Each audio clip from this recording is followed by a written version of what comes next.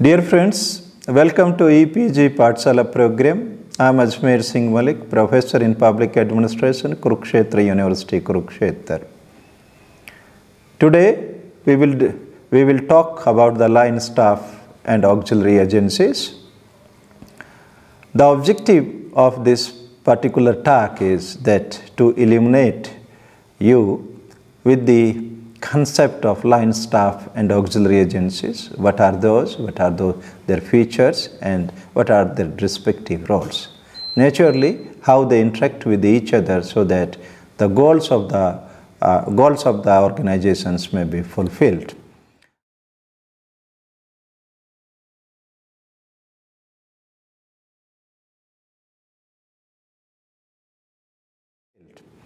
And therefore, we start with a very simple institution and very popular institution, that is the chief executive. Chief executive has its own role since as a head of the organization. As stated in another module, that is in another presentation that is on chief executive, you might come across that it may be a singular body consisted of one person only, and it may be a plural body that is commanding the organization. And chief executive, while performing its role as the head of the organization, he or she has many kinds of the administrative responsibility which may not be performed by a single person. And in such a circumstances, there are many agencies like line agencies which are commanding, staff agencies which are advising the chief executive and which are advising the chief executive, and auxiliary agencies which are performing which are operating certain operations so that chief executives can perform or can achieve the goals assigned to it. Let's start with one by one, and first of all we will naturally, since the line agency is the primary agency, this is the commanding agency, we start with the line agency. The question arises, the first questions which comes to the mind, that is, what is the line agencies? Generally, the administrative organization or in our administrative organizations, line agency performs the primary functions. Primary functions means that line agency perform all those functions which are relating to, which are directly contributing to for the accomplishment of the primary objective of the organization. Generally, these line agencies, they perform the role of directing the organizations, then making the decisions for the organizations. These agencies are commanding the organizations, respective organization, definitely, and controlling and supervising the organization. And naturally, this is for the achievement of the primary goals. Whereas the staff and agencies are there to aid and advise the line agency so that the line agencies can perform their primary responsibility. The staff agencies assist the line agencies, advise the line agencies so that line agency can perform its role. And naturally, we will take up in detail all about the staff agencies in the respective sections or section of this talk. The third kind of the agencies, which are the auxiliary agencies, those are supposed to perform the housekeeping jobs. So those housekeeping jobs, or those are considered as the operating agencies.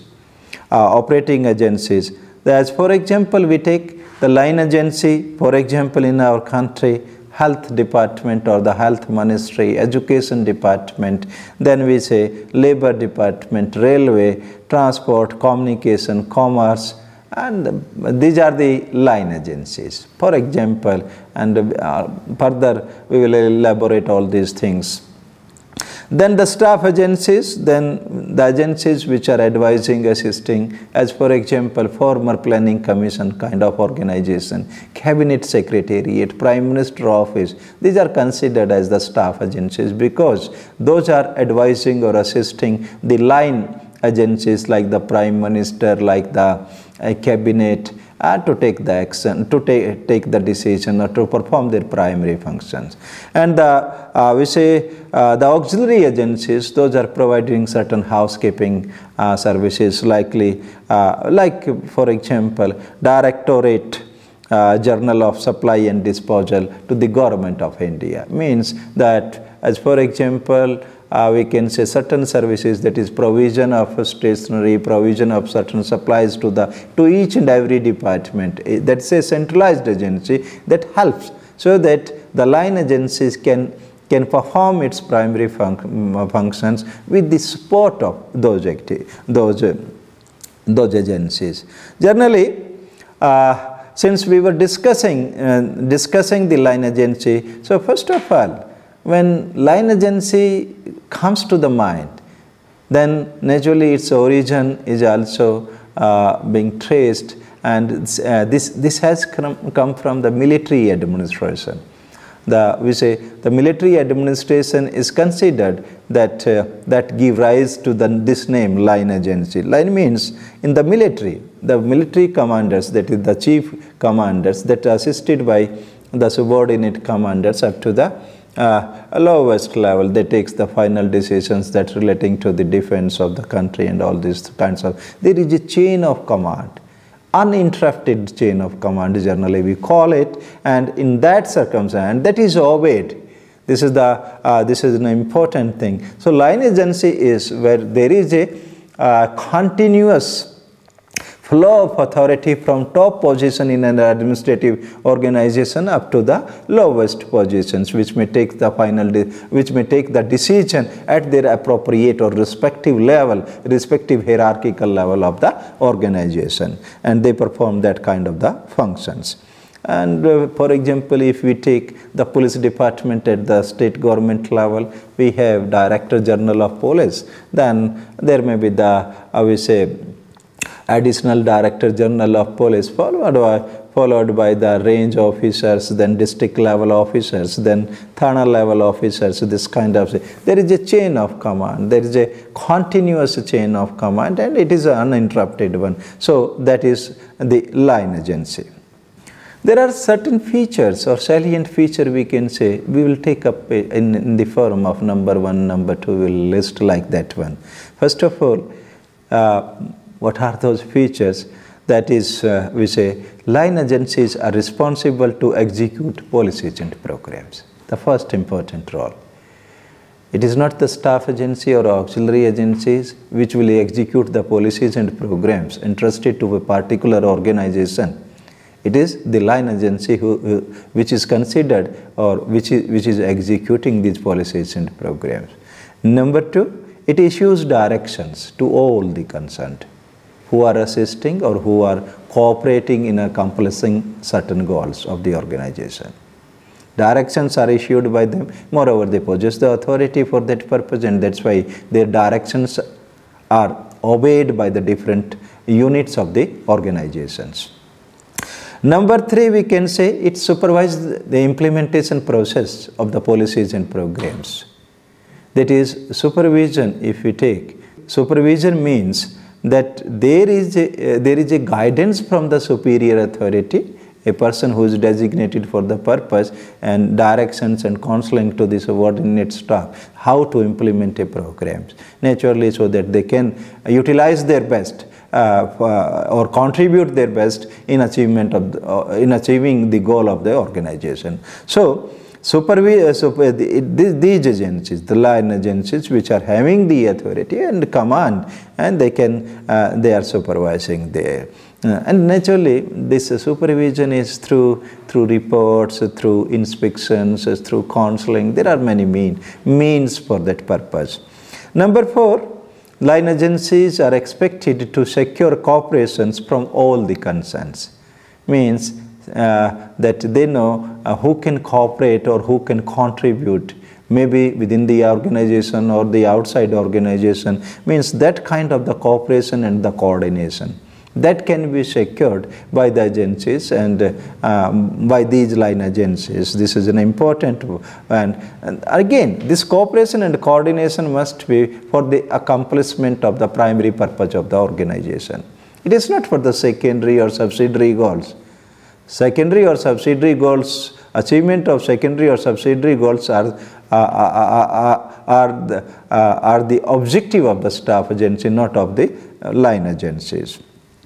Fifth, we can say the functions, that is commanding, controlling and coordinating. These are the three things which are very important, which are also considered as the managerial functions in the organization, and mostly senior level officers, senior level officials or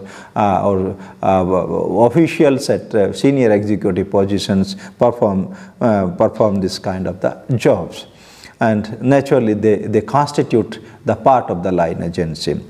Number 6, we can say that they monitor the progress or the implementation of process, means regular monitoring or monitoring mechanism, those are that is undertaken by the line officer or the line agencies only. Number 7, we can say that line agencies are responsible for proper, legitimate and effective functioning of the organization. This means all kinds of the things which is relating to the accomplishment of the primary goals of the organization, as well as to keep organization as coherent unit, so that it can function effectively, efficiently and in a legitimate manner. That is the responsibility of this line agency. Moreover, line agency, line agency function under the control of chief executive. Again, as I stated earlier, this is in that way, and we say the chief executive, the line agencies, again we say those are accountable to the chief, since they function under the control of chief executive and naturally derive the authority from the chief executive by delegation, and naturally these agencies are accountable to the chief executive and to the legislature or the parliament, whatever it is. But if they are not directly accountable to the parliament, rather it is through the chief executive only. So we say there is another important thing is these agencies are having direct contact with the public, means the agency, as for example at the district level we have the deputy commissioner, and the deputy commissioner has the direct contact with the people or the citizen residing particularly in that district.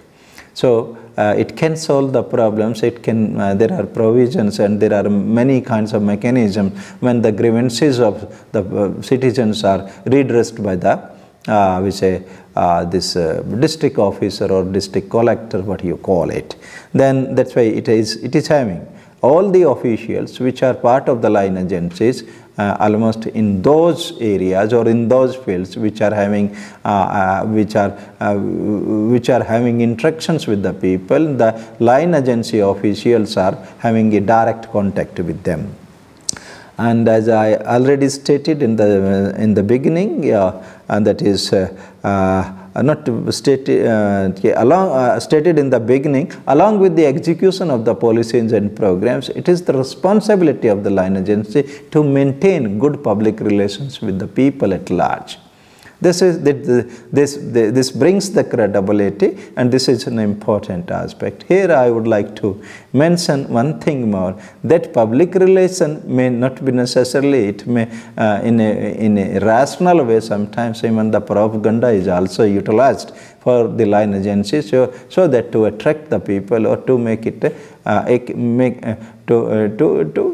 for the purpose of achievement of primary goal. It is not the question that they are manipulating the people, but propaganda is utilized for certain positive cause, for some constructive cause. So these are the different roles and the different characteristics of the different features of the line agencies.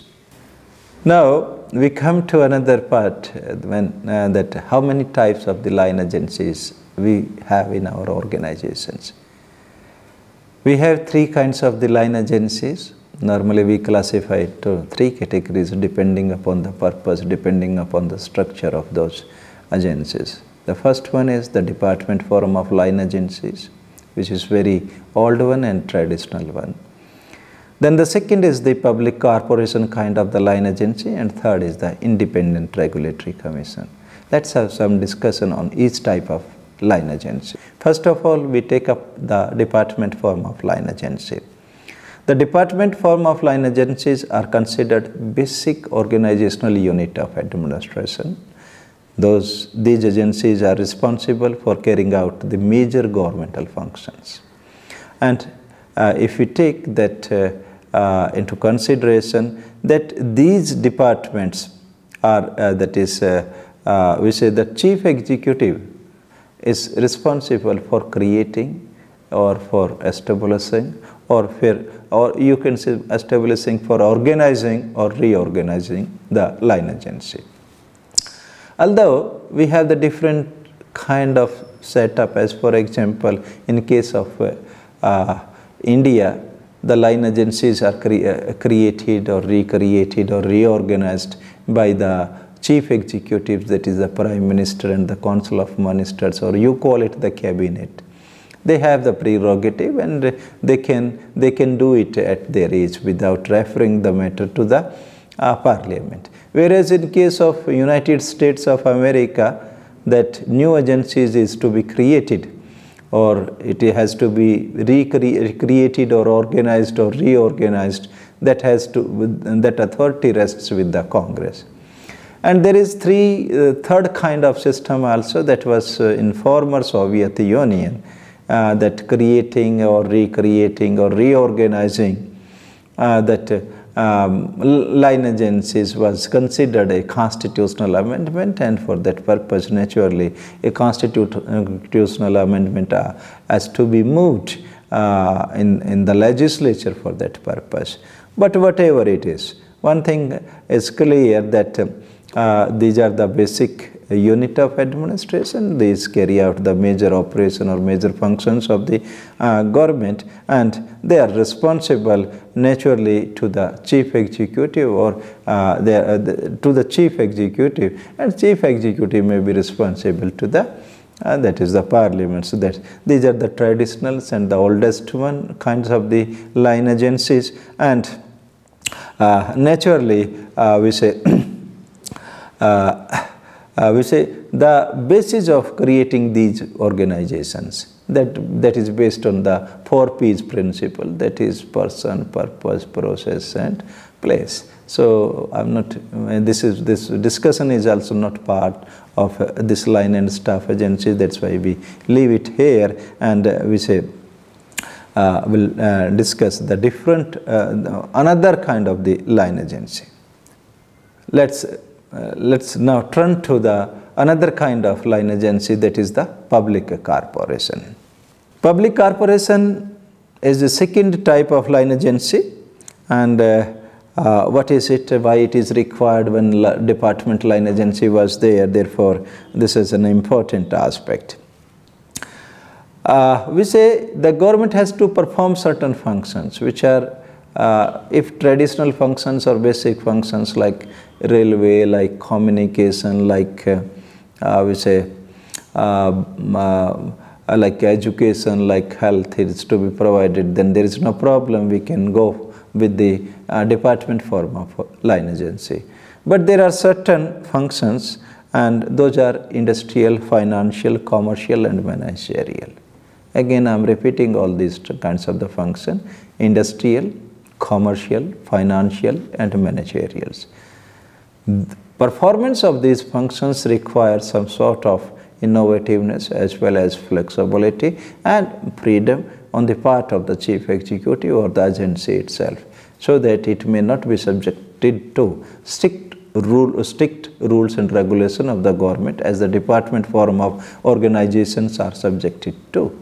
And in such a situation, moreover, there are private organizations also, and those private organizations are performing these functions, and those are considered flexible one, and flexible in their approach, and make many kinds of decision efficiently without referring to the chief executive. So in such a situation, that this kind of the organizations were set up That is the second type of the line agencies were set up, and these agencies were set up in a parliamentary form of government like we have in India by enacting a law by the legislature, parliament or the state legislature as the case may be. And these agencies, the public corporation, performed their role as per the provision made in the enactment or made in their law passed by the parliament or the state legislature. And as for example, Damodar Valley Corporation is there. This is an example of we say corporation form of public corporation form of line agency. W. A. Robson, a scholar, he stated about the public corporation that this is considered the most important constitutional innovation of this century. Means, since that question of performance was related to that, we have provided independence so that the organization or the corporation can utilize the innovations and the different kind of the strategy for improving the performance and for competing or for delivering the services in efficient, economic and effective manner to the people. So that's why Robson stated this is the most important constitutional innovation in the country, in the century, not the country. The principal benefit of the public corporation is the freedom and freedom from unnecessary government regulation, as I have already stated about it, and it is not subjected to the strict rule as the department forum of line agencies are subjected to. And we say there is another, Roosevelt has stated it like that: public corporation is clothed with power of government but possessed the flexibility and initiative of a private enterprise. Herbert Morrison also defined public corporation as a combination of public ownership, public accountability and business management. Again, I am stating it, that public corporation is a combination of public ownership, public accountability and business management. That's why this is considered a very innovative form of line agency. And apart from the Damodar Valley Corporation, there may be another example like we have Indian Airlines. This is also a corporation form of organization. Then Life Insurance Corporation is there. There are many such corporations which are under the government of India, and those were in the area of, again I am repeating it, industrial, commercial, financial and managerial. So that the purpose or the things which the government wanted to perform, those can be performed in an effective and efficient way.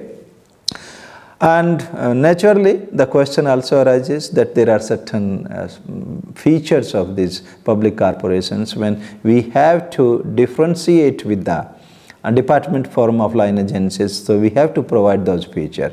Those are listing out 8-10 principles, 9 features, not the principles. That is, one is public corporation has the legal entity. Number 2, it has financial autonomy. Number 3, it has a separate staffing system. Number 4, it is established by the law passed by the legislature. You call it parliament. And number 5, it has the managerial autonomy. Number 6, it has a separate accounting system. But I would like to tell you that accounting system, mostly nowadays, those are to be followed in accordance with according to the guidelines issued by the finance ministry or the funding agency for a particular development program. Then number 7, it is created for a specific purpose. There may be a single purpose, there may be a multiple purpose, but that purpose is defined there in the statute, that is in the law passed by the parliament or the legislature. And number 8, it is accountable. And number 9, it has a service motive, means it provides certain services to the people.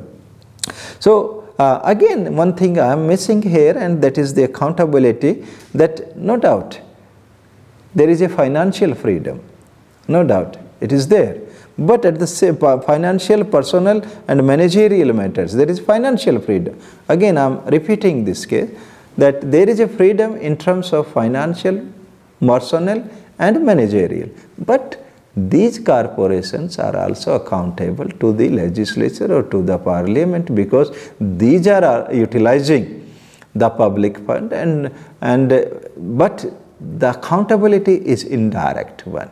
Means that political executive is not intervening in their day-to-day affair, that is being looked after by the board of directors under which these are functioning.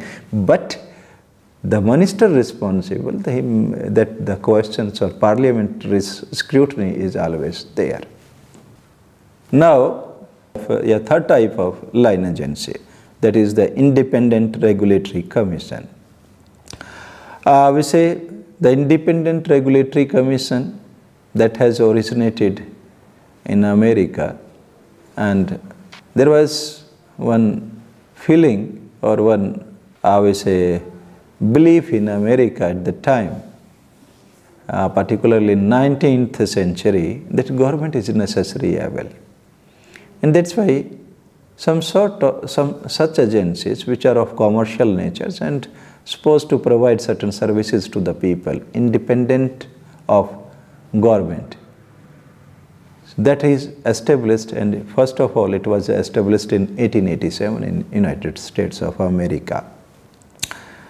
These agencies, again, those are created by the law passed by the parliament in our India, and in case of US it is the Congress.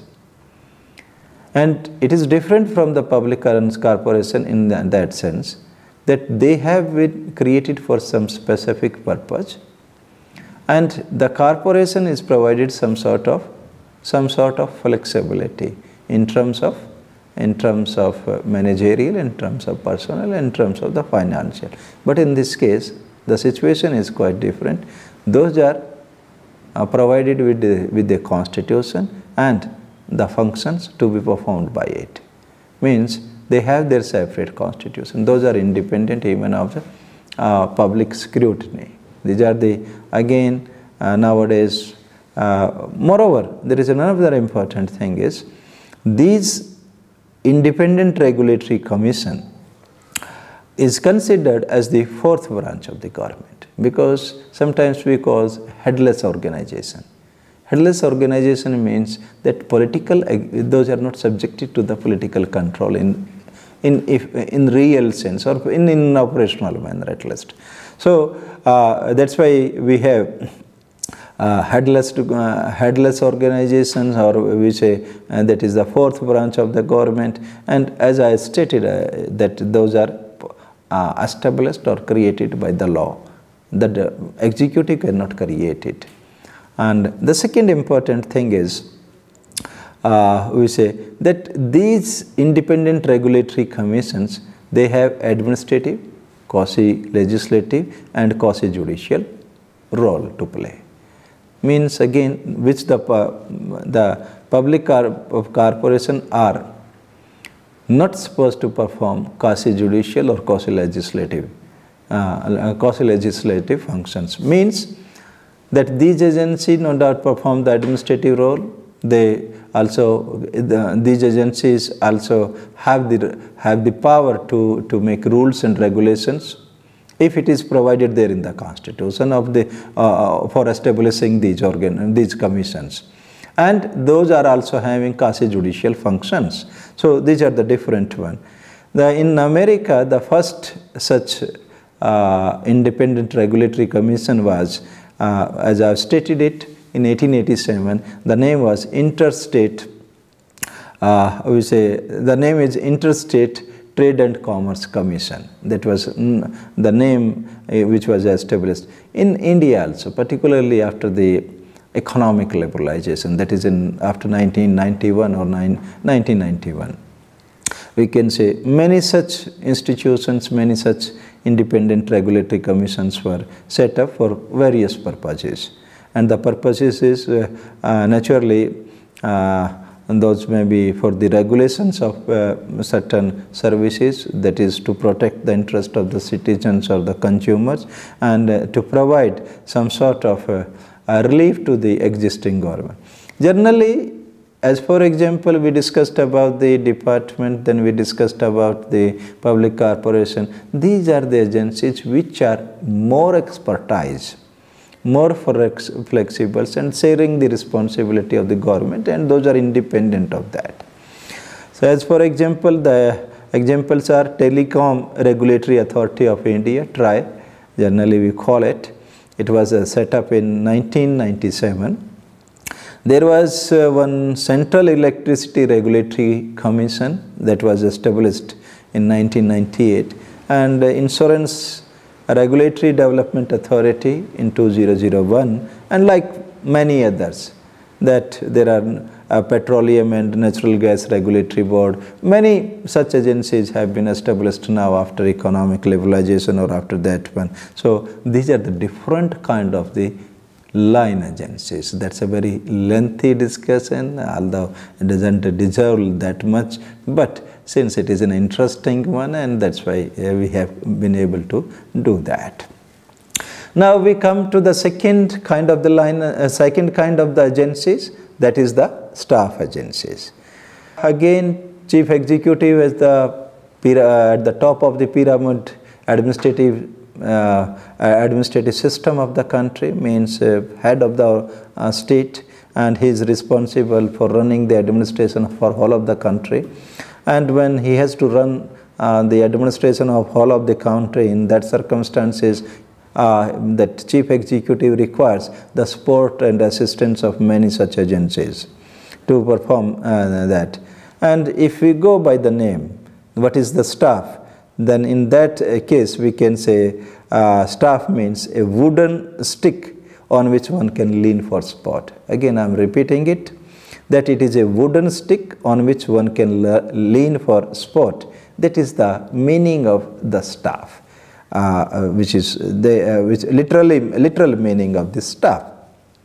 And staff means the agency which provides different kind of the information, different kind of the data, different kind of assistance, different kind of advice, different kind of counseling, different kind of the support services, so that the chief executive may be able to take the decision. Decisions nowadays in administration, not only in the public organization, but in the private organization, is that depends many kinds of the information, many kinds of the expert knowledge. And for taking the rational, effective and effective decision, it is essential we have to take use of such agencies which are expert in that particular field. One person cannot have that kind of information. Moreover, one entity or one organization in a country cannot perform all the functions of the. So that's why the separate agencies, which are known as the staff agencies, those are established for providing that kind of assistance, that kind of advice, and that kind of counseling, and we say that kind of information and the data. And the staff agency is different from the line agency in the sense it does not possess any power, any authority. Authority is possessed by the line agency, means it can advise. It depends on the line authority to take the decision. Although there may be a conflict between the staff agency and line agency, considering that since they are expert and they are superior, they understand it very well and they try to take the decision. But ultimately by law or by an arrangement, the authority to take the decision, that lies with the line agency, not with the staff agency. Staff agency is in real sense is considered an expansion of the personality of the executive. Means, as we say, that more we can say that by staff agency means that the chief executive have more eyes, more ears, more hands to aid the chief. It is like that one. We have god and goddesses, we say, having many hands to perform the functions. So line agencies acquire an expansion of their persona or expansion of their personality when assisted by the staff agencies. And naturally, staff agencies are there. Or another way we can say that staff agencies act as the think tank for the line agencies, and by thinking, by advising, by analyzing, by preparing the plans and programs for the line agency. Means everything is prepared by the staff agencies and line agencies are there to execute it. They are there to take the decision, policy decision, and everything is there. Sometimes we say these agencies are sometimes are considered synonyms with the functional specialization to assist the chief executive. Means since those are specialized agencies, and that's why they perform multifarious duties and responsibilities and functions based on certain specialized knowledge. Again, I am repeating this aspect, that is, staff agencies do not have the authority.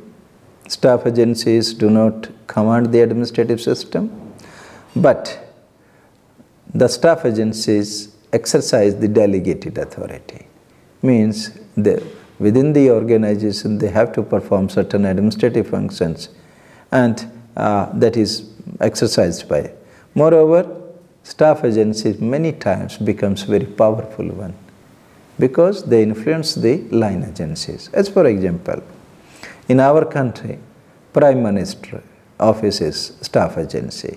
It advises the Prime Minister, and Prime Minister office is influencing the staff and the number of people and the experts present in that. They are influencing the working of the, not only of the Prime Minister, rather of the cabinet also. So this is having influencing effect on that agency. There are certain features, other features we can say. The first of all, we can say that unlike line agency, which performs the primary functions of the organization, staff agency performs the secondary functions of the organization. Means the functions which are not considered as primary in the sense the major objective of the organization, but the performance of those functions helps in achieving the major objective of the organization, and that's why those are termed as the secondary kind of functions or secondary functions. Those are performed by the staff agencies. The second feature we can say that staff agency do not exercise authority and command, as I have already stated. And third, we can say that they do not have any kind of the executive responsibility. Line agency have the executive kind of responsibility. Those are answerable to the appropriate authority, but staff agencies are only just to aid and advise. Prime Minister office is not going to answer. It is the Prime Minister who is answering the Parliament. So that's an important aspect. And another important thing, as for example, line agencies are in direct contact with the people, whereas staff agencies are not in direct contact with the people. Again, we can take the example. We can understand it on the basis of the example. The staff in the Prime Minister office, they are not in direct contact. Rather, Prime Minister is in direct contact.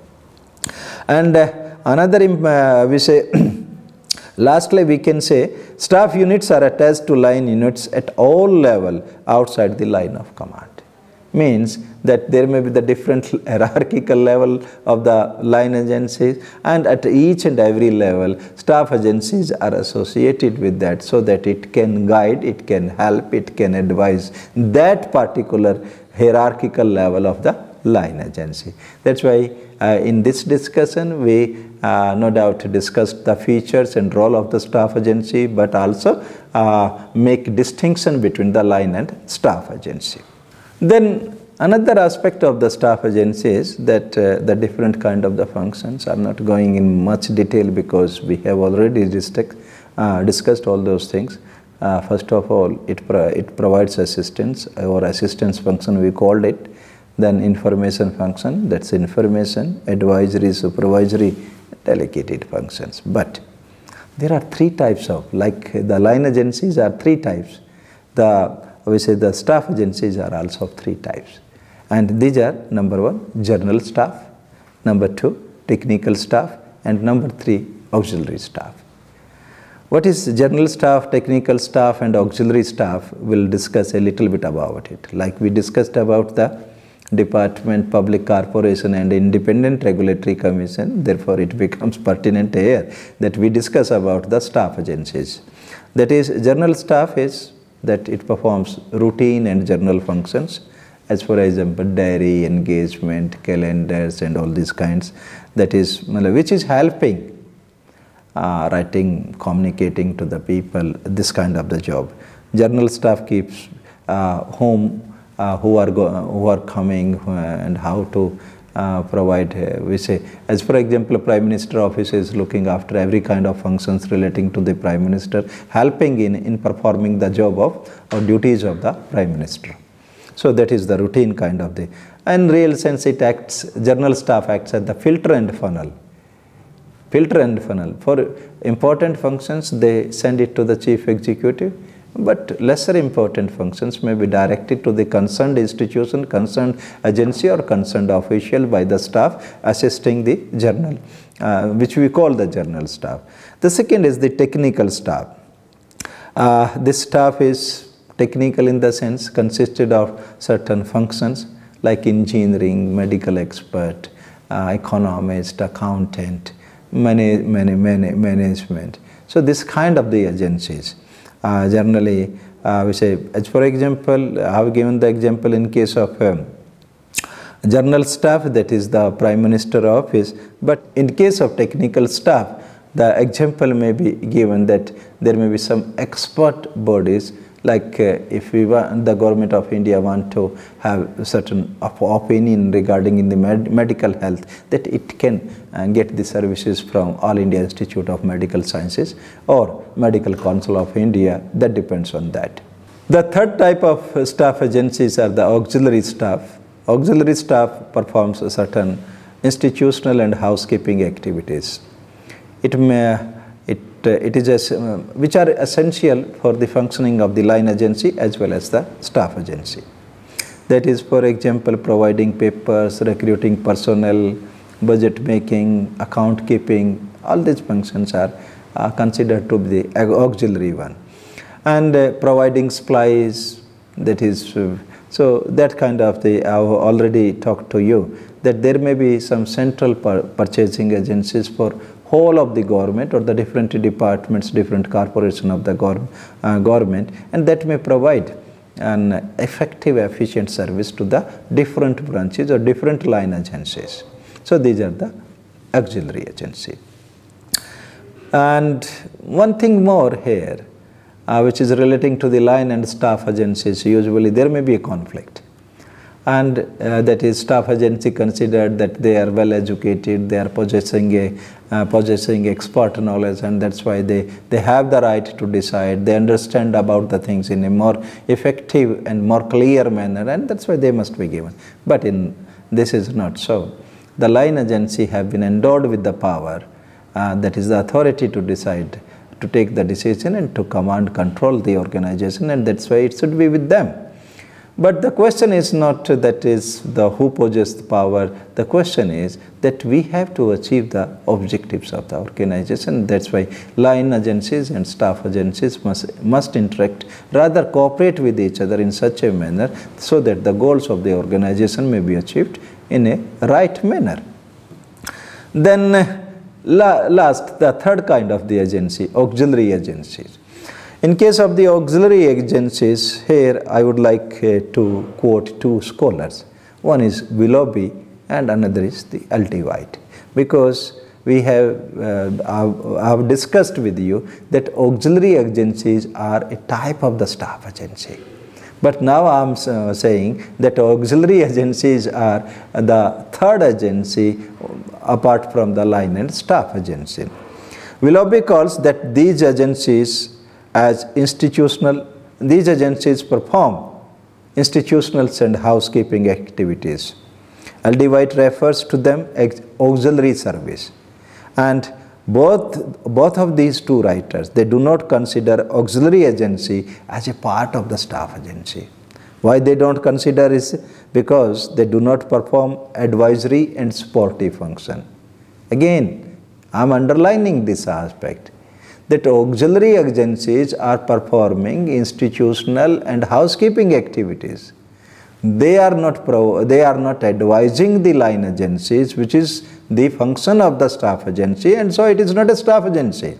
When those are not advising, it means those are not staff agencies. So these are not the advisory and not the supportive also. Staff agency perform both advisory and supportive role.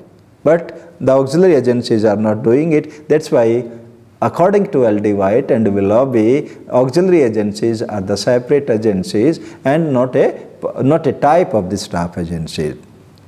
Auxiliary units and mostly we say assist possess both the feature of both line and staff agencies. Line and staff agency means that they provide support, housekeeping facilities, they advise, that they also exercise the authority, no doubt within the limited domain. And we say these are also termed as the operative services or operative agencies. And we say we say these are the we can say the subsidiary services are performed by these agencies. As for example, in case of military, since whole of the text this we discussed line, staff and auxiliary agency, this we borrowed from the military science or military experiences. As for example, the questions, the commander, we say that's the fight, and staff agency advises, provided the support and give. But the we say who provides the horses, who provides the vehicles, who provides that kind of the support, that is the operating support, that is provided by these auxiliary agencies. There is auxiliary agency, although Union Public Service Commission we call it a staff agency also, but since it is performing it is a recruiting agencies for whole of the government of India, or the different agencies of the different line agencies of the government of India. Therefore, it is providing some services for supportive services, and as well as also exercising the authority and or delegated to it. That's why it is also considered one example of the auxiliary agencies. Similarly, Central Public Works Department, that is established in the central government, providing that services, maintenance, road, building, etc. That is also auxiliary agencies. Finance Department, providing the financial services, that is again and the auxiliary agencies. Central Purchasing Agency is another. Director General of Supply and Disposal, that's the auxiliary agencies in the government of India. And we say the auxiliary agencies, as I have stated, that these are the we say these are performing the function or having certain features of line agencies as well as the staff agencies. What are those features? First of all, we take it for five features in real sense. The first one is these provides common housekeeping services to the line units. Housekeeping, again I am emphasizing this one, like Central Public Works Department in the government of India, that is responsible for constructing the house for every line agency, maintenance of house, etc. And similarly, Director General of Supply and Disposal, that is providing certain services or supplying certain items to the different departments of the government. The number two, that is auxiliary agencies have operational responsibilities. Again, I am repeating it, and that's why we call it the operating agencies. Auxiliary agencies have operation responsibilities. It is unlike the staff agency. That's why we don't consider it as a type of the staff agency. That is Central Public Works Department. That's the engineering department or the civil engineering department, and it exercises the authority within itself and takes the decision like the line agencies. That's why we say they have certain operational responsibility and they are responsible for the works undertaken by them. Whereas staff agency is not responsible, it is not accountable to any agency, rather since it is providing only the advisory role. Third is auxiliary agencies do not serve people. That Union Public Service Commission, that's not serving the people. It's a recruitment agency. Directorate General of Supply and Disposal, it is not supplying to the people, rather to the departments of the government of India. Central Public Works Department, not constructing house for the people, rather for the departments of the. So this is the difference. That is, line agencies, it is different from the line agency in the sense that it is not serving the people directly and not having the contact with the people directly. This is an important aspect. Number 4, auxiliary agencies exercise limited authority. Means, contrary to the staff agencies which do not have any authority, and contrary to the line agencies which have the authority, that it has a limited authority that is within their own domain. Union Public Service Commission have authority within its own domain. Central Public Works Department have authority within its own domain. And naturally, I will say that, for example, Union Public Service Commission can decide what will be the pattern of examination. It is not the government of India that will decide it. So this is the authority, exercising that authority. And we say, but it is limited in the sense, the finance department, that is, the finance department can guide, can instruct the Union Public Service Commission that you have to keep your accounts in this manner. That's why we call it a limited, it exercises limited authority. So these are the 4 basic features, and which is there. But the 5th, we take it as how it is distinct from the staff agencies. I'll take it that staff agencies do not have operational responsibility, whereas these are having operational responsibility, recruiting, constructing house, maintaining houses. That is an important one. Second, that staff agency assist and advise the line agencies. Auxiliary agencies provide common housekeeping services, not assisting and advising. Housekeeping services.